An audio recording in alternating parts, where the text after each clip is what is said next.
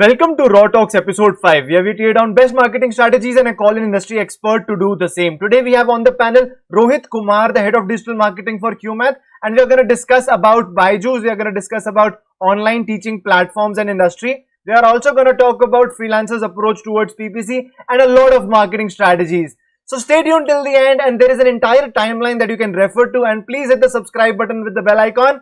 And now, let's begin.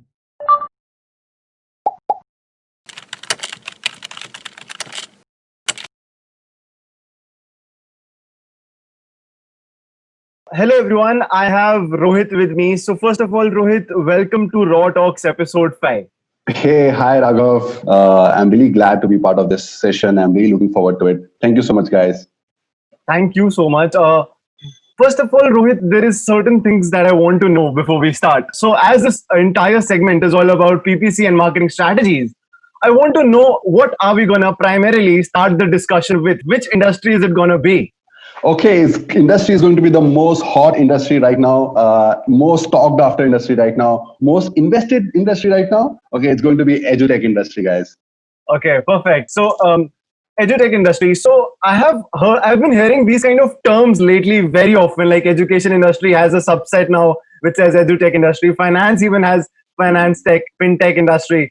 Can you put some clarity for the audience before they tune into the entire discussion? I want you to put some clarity on what is edutech industry.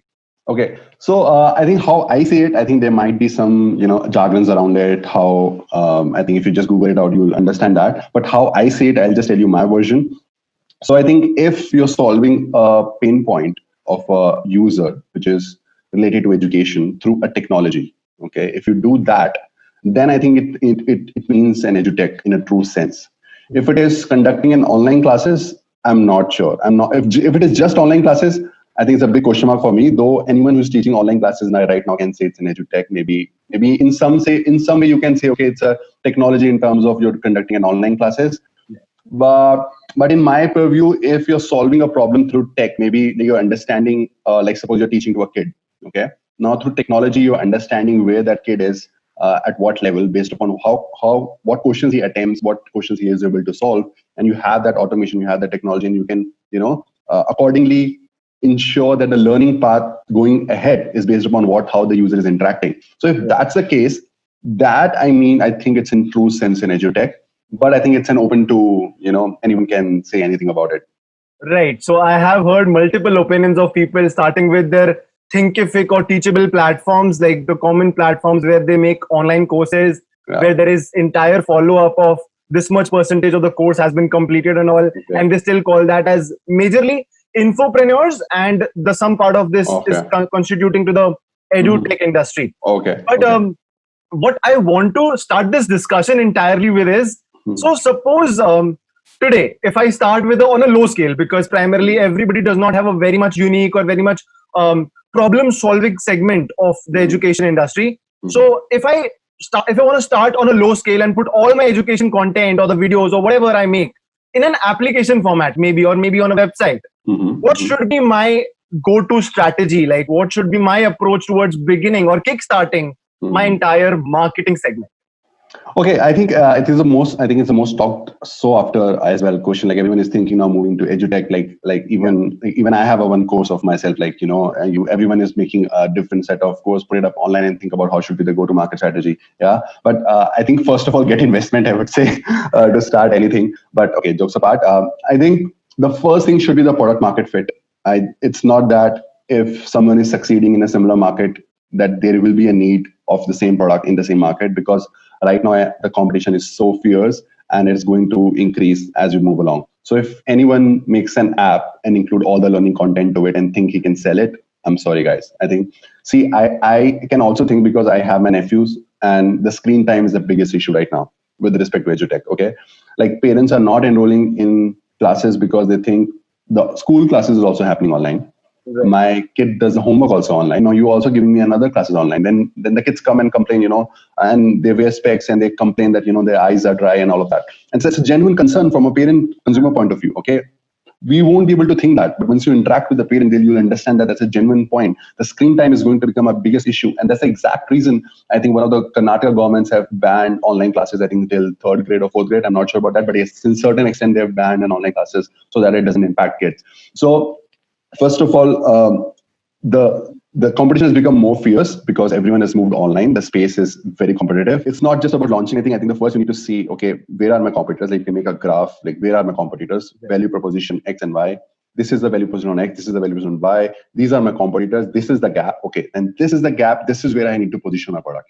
Even though if you're thinking of selling the same product, you need to position it in a different manner so that it takes that mental space in the consumer mind. If you don't do that, then again, you're competing with the big brands. So I think the first step, I think go-to-market strategy comes very late because once you figure out which battle to fight, you can think about fighting that battle, right? If you don't even know, okay, which battle I'm going into, you don't know what is an enemy. So how can you fight it? So I think the first criteria is to understand what is the battle you want to fight.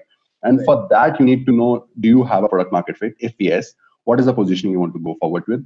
Which is the specific space of the consumer mind I'm going after with it? Now, again, if you're thinking about competing with big brands, I think it's a really fierce right now. So I think that will be my suggestion. Yeah, I think you have actually made a very comprehensive strategy altogether. Thank you so much for that. I think my audience will even thank you for that.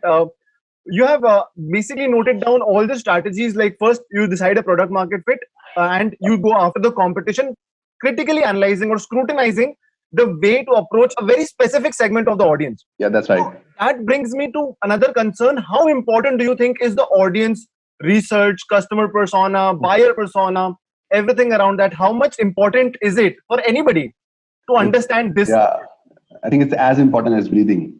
Raghav, I would say. I think if you're not breathing that, I think it's bound to fail. Like think about anything. Like even if it's like I think all of things you mentioned, which is a consumer, it's like a guiding light. Okay, like I always like give analogies like that. Like suppose if you want to move from point A to point B, you put up on a Google map, right? The destination where you want to go. If you don't have that destination, you can't say, okay, wherever my life takes along here, let's just take me, right? So it's something like that. I think the consumer research, the analysis is something like that, which gives you a guiding light that where is your North Star, which is the point you want to reach. And accordingly, you can strategize your whole journey towards that. Okay, so I think it is that important. Like it's not only applicable here. Like even if you're a digital marketer, you want to run an ad. Okay, Facebook also doesn't let you run an ad unless you put an audience segment in an ad set. It's the first criteria. Okay, you define the campaign. You decide, okay, what's an objective of my campaign, right? That's the first step you do that. If there is no consumer research, nothing, everyone can run anything, right? Even in case of SEO, you do a keyword research. Right. You see any of the digital marketing arena, there is always be some kind of research which needs to happen because that becomes a guiding light.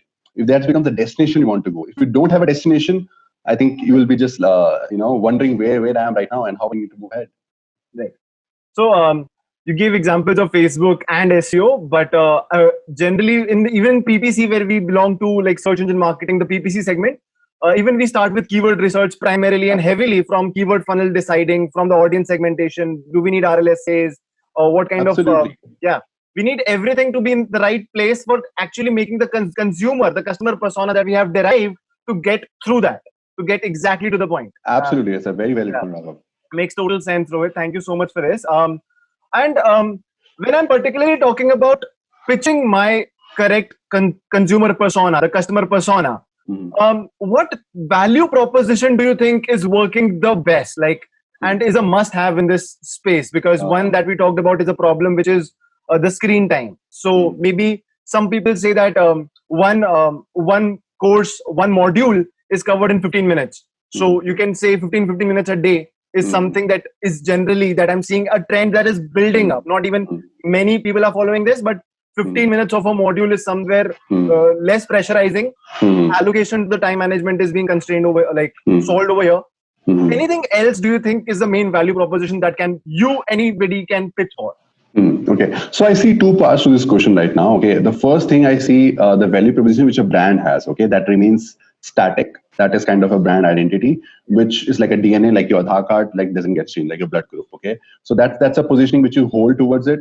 Like if you see Byju's, I think they have fallen in love with learning or something like that, and I think that means static with that particular brand, even if they launch in different categories. Yeah. So that's an identity. Brand can't lose their identity. Absolutely. It's very rare a brand generally lose an identity. They can position it differently. Positioning can change, but identity always remains the same. So there is two words which is very different there. Okay, so that is the first aspect. Second aspect is towards what positioning I can do in terms of campaign ideas. Okay, now I can have multiple campaign ideas, like just like one campaign idea you highlighted is about the screen time, right? So how now I think it's right to highlight here like how a person can define a campaign idea, and I think there can be plethora of campaign ideas. You have to make a choice that do A/B testing and all of that, and which one should be fit.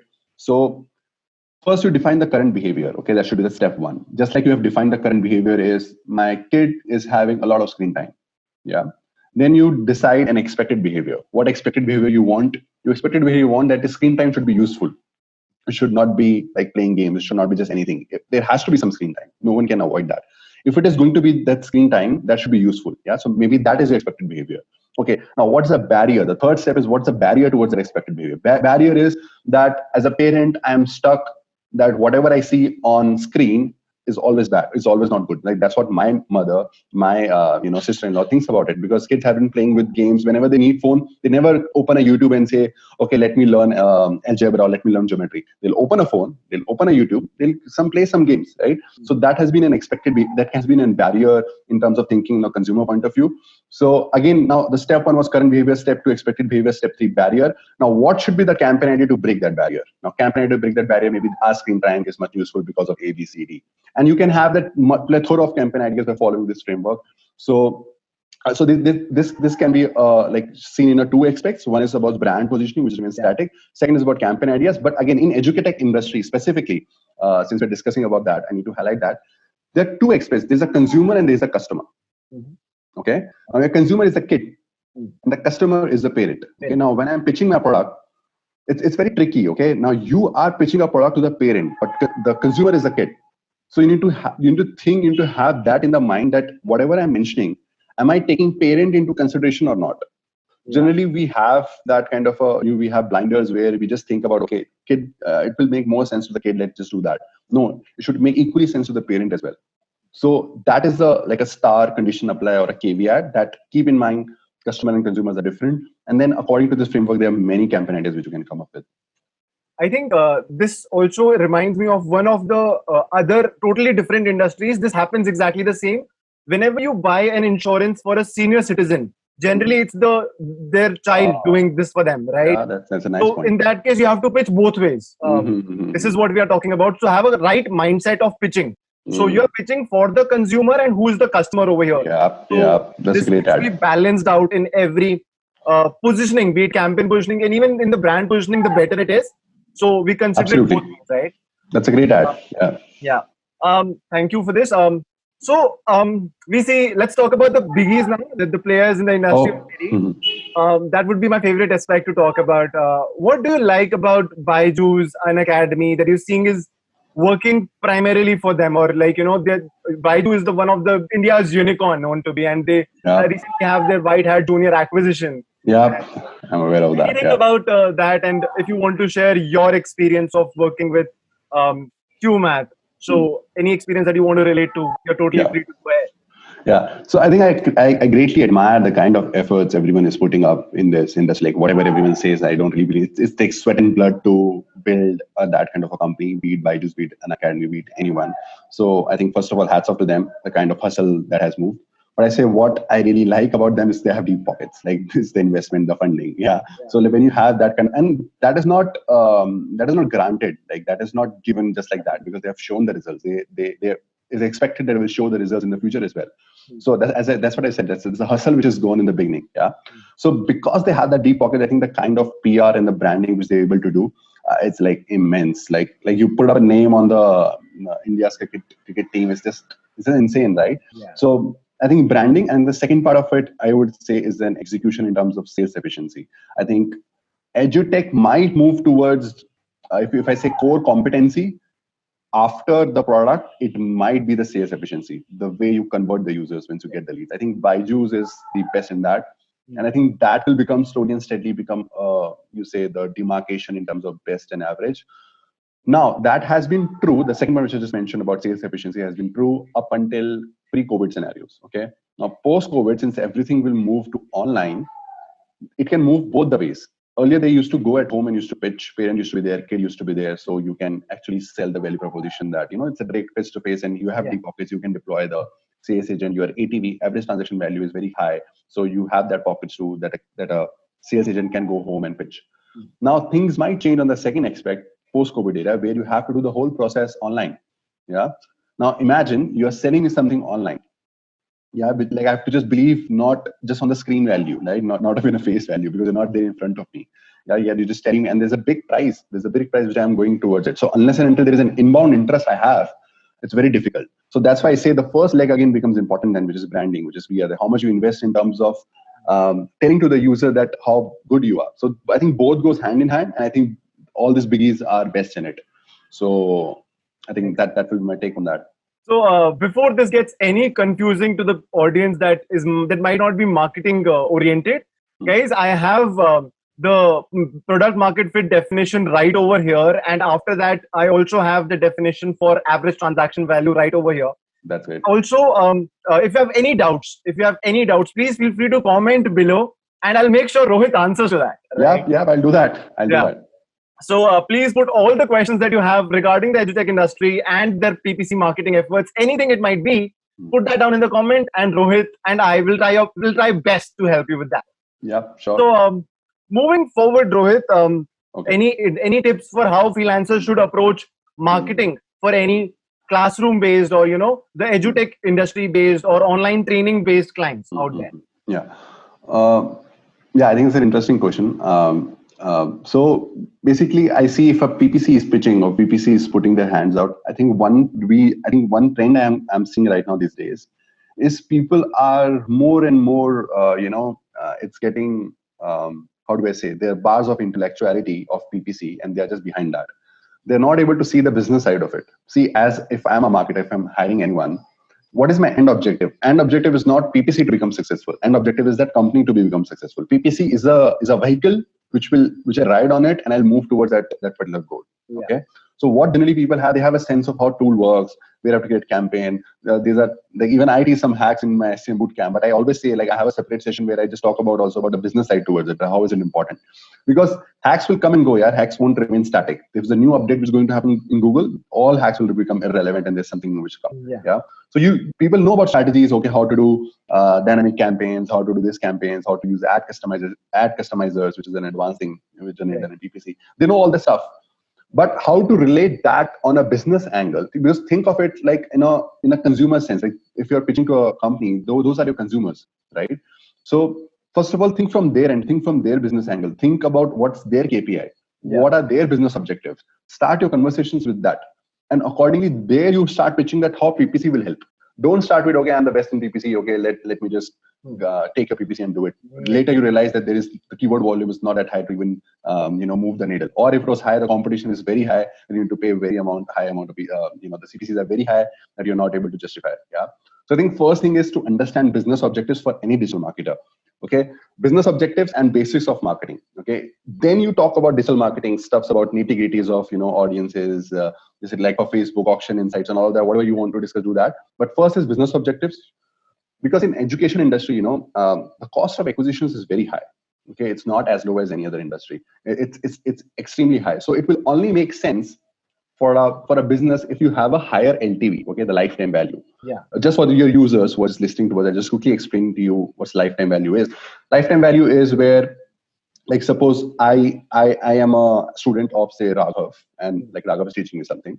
So now there's a one-time transaction which happened. Like suppose he quotes the price for his amount of effort and the time he's spending, and I take that course. I really like it.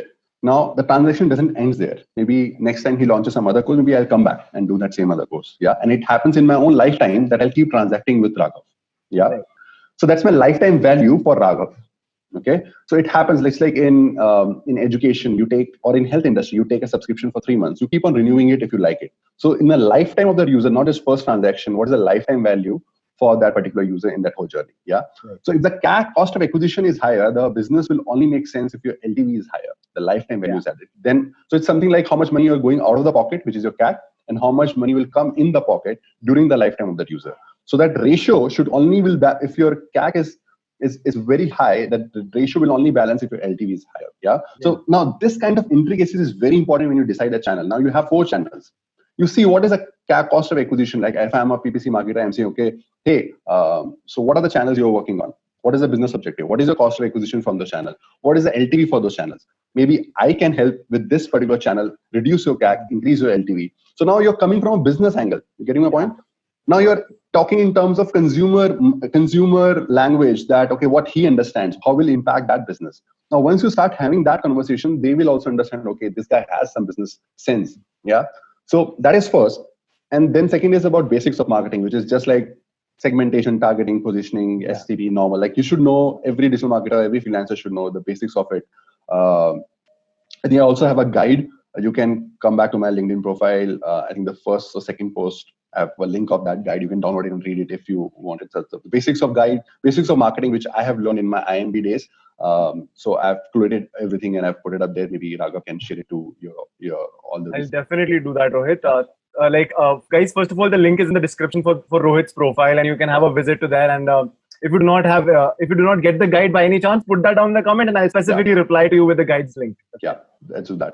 So that becomes the first scenarios from business side. Second is about basics of marketing. I think third is where you are competent in, like you know about PPC, and then I think that's your game. You can play it. So I think business and the basics becomes a bridge between the company and that particular use and that particular freelancer. Yeah. So ensure that bridge, you're solid in that bridge. Okay, that the foundations of the bridge are very, very solid. So, Rohit, you gave an entire.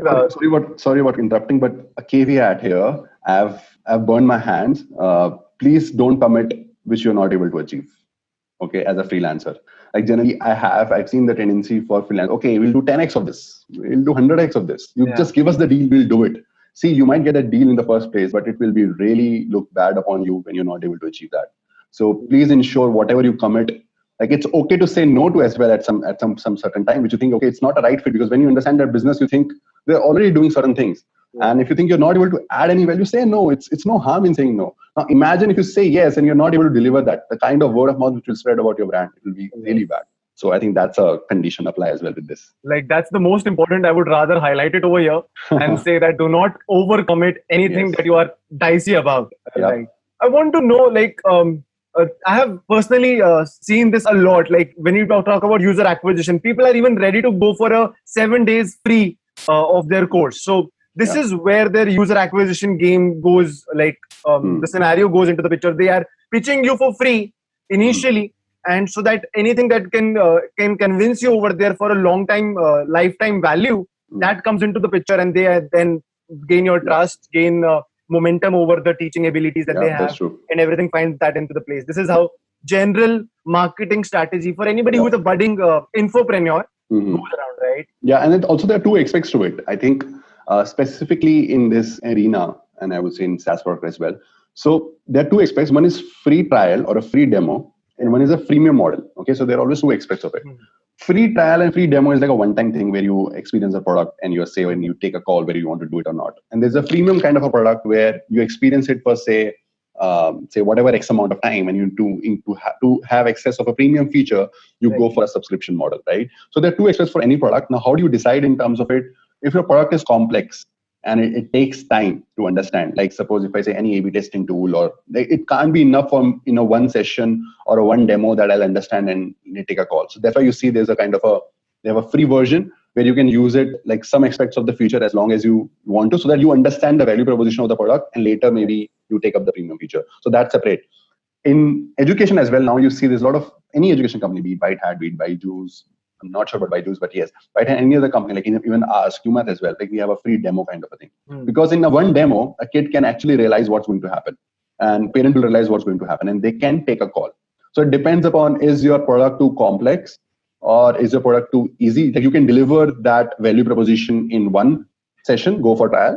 If you need more time to develop the value proposition for your product, go for freemium, which I think most of the SaaS products go towards. Just giving an example of freemium, guys, Zoom is the freemium model if you can relate to. Yeah. Premium means that some section of it is basically free to you. Even HubSpot, has some freemium kind of thing going on with them. So this is what we talk freemium. Even MailChimp is freemium. When you talk about the free trial, it has a certain limit to it. It is giving you the trial for free for a particular time limit or bandwidth consumption or anything of that sort until you reach some particular quota. So that is kind of the free trial, 14 days free trial, 30 days free trial. You might be hearing out all the buzz that takes around in the ads that come in front of you. So that's the basic. I think Raghav has greatly explained that. I think Unbounce.com is one of the Yeah. free trial versions that we get through. That's a landing page builder. That's We true. can talk about it separately someday. Yeah.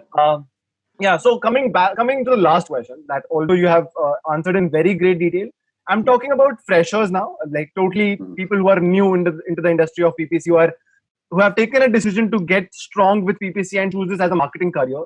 Okay. There are two aspects to this question. One is about how do you fear the Google automation? Like Google is trying to automate each and everything. Like we have smart Google Ads Express being there. We have DSAs and RSAs and everything that was a very much hefty task to do is becoming easier nowadays. Second aspect of it is how important do you think should be the Google Ads certification when somebody is entering into the landscape of PPC? So these are two aspects. You can choose either of them to. I was just thinking, even if I have a ad certification or not, I'm not sure. Even if I had a foundation, I'm not sure. I have to check. Okay, so guys, that means that this doesn't really require a certification. So like how I hire is I don't hire guys on certification. I don't even hire guys based upon educational background at a certain extent, but I would say no. It all depends upon what kind of skill set you bring into the table. I've seen guys they don't have any education background, like so great education background, or say they don't have fancy certification which is going on around. As you can see in LinkedIn, right? Like like every day I see 2-3 guys posting about a certification and bragging about it, which is good. Okay, and that's a good starting point. We should not also be averse to it. I think people have taken an extreme end to it, and we have been bashing guys who have been putting up certificate, and we have been bashing guys saying, "Oh, hey, why you put certificates? Certificates are not useful." Guys, I think don't go into either of the extremes. I would say, okay, it's a balance. Certifications, just see certifications more as a learning platform. Okay, so when I learned the Google PPC everything, I learned that course just to gain that knowledge. Not my end objective was not certification. If my end objective is certification, it's as good as end objective is getting marks in school or in marks wherever you get, right? Then you forget about the whole process, the beauty of concept, how is it related, thinking of from the first principles, how can you relate the concept of PPC with Facebook? If quality score is in Facebook, in Google, what is the equivalent of that in Facebook? So if you keep thinking about certifications, you won't think about that. So do certifications. Like I'm of a different personality. I won't say or bash you that you have a certificate. It's good, have it. But the intention behind that should be to learn, but not to, okay, I got 10 certificates and you just say, I got 10 certificates, please hire me. Say, I got this 10 things. I have a full, kind of a army of all the certain aspects of digital marketing. And this proves me that I have it. And these are my applications towards it. So I think both goes hand in hand. That was my first point about the certifications. But the first question you asked about, what was the first part to it? Basically, should one be fearful of the Google automation? Should one be fearful about? I don't think so. See, whatever is it, like even if in defense you have a lot of automation, everything, you need a person to control it. Otherwise, it will be like an automation can even kill you. Yeah, like if you don't know how to control it. So just like I think the great example, dynamic search campaigns. Okay, let's say people use. I always say it as an untamed beast. Okay, that's how I term it. See, it's very difficult. If you know how to tame it and you are best in it, it's good. Okay, but it comes also with great risk as well. I have run DSA campaigns and I've also stopped and I've moved back to my earlier campaigns as well. And I've seen the performance of both of it. It's completely dependent upon Google in terms of what keyword it is triggering for with respect to what landing pages. So you need a lot of, in depth, you have to see it every day, see how it is performing. So it's like an untamed beast. I won't say like even if automation happens, that everything will be taken care of. That's why I say the business objective and basics of marketing will always help you to decide and take that decision-making framework. So that decision-making framework is where humans come in, right? So I think it's the exact same question, automation versus humans, what's going to happen in the future. I think it's the exact same question. So I think the decision-making will always be with respect to the humans. And that's why I say the problem-solving skills, that's what UMAT teaches as well. Problem-solving skills will always be, the highest skill. Okay, now automations helps you to becoming more efficient. Like I always use automated tools. I use scripts in Google Ads to help me, but it will never happen and they can overtake me.